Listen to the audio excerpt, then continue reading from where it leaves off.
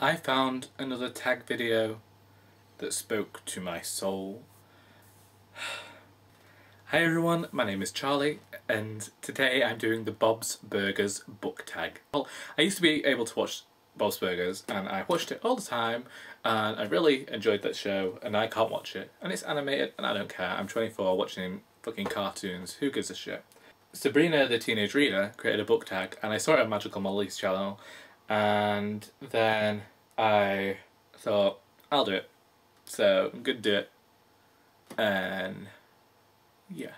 So, the first thing on here is Bob Belcher, a book in which everything that could go wrong goes wrong. I'm going to go with Assassin's Apprentice by Robin Hobb. Really, you could have any book in this series. Every time you think something is going to go right for this character, it goes wrong. By the end of this series, things are so bad for this character, I kind of had this hope that they'd just kill him off and let him have some peace, finally. But obviously I knew that wasn't going to be any, possible at all because it's a first-person narrative and, you know, it's kind of big clue there. Unless he's narrated the whole thing from being dead, but I don't think he did. So yes, any of these books, because Fitz suffers so much, and so does every other bloody character in this book, and Robin Hobb knows how to torture her characters, and she will torture every single character to the brink, to the absolute fucking brink. I'm really unsure of how this fucking camera is at the moment.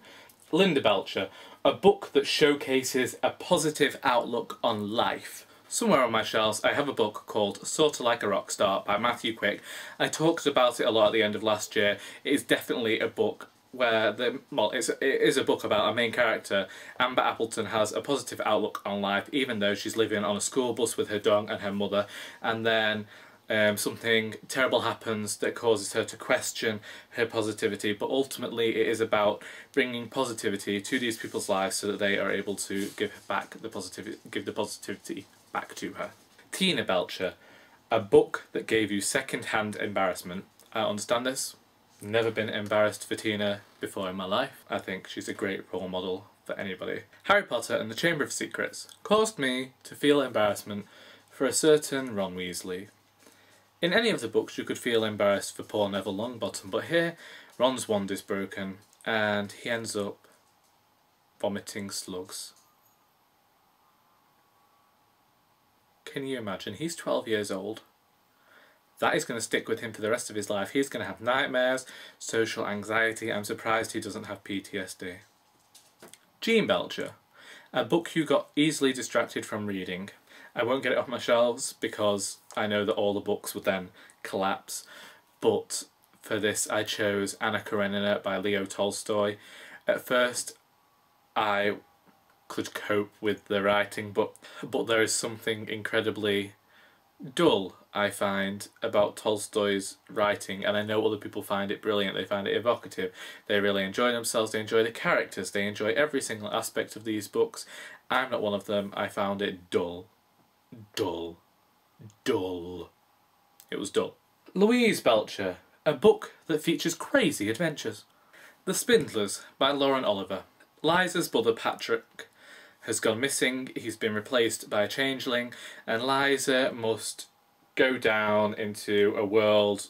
Well, where is it? Is it like at the bottom of the garden or something? Either way, she enters this world and it's like got weird creatures in it. It's a bit like Labyrinth for the new generation.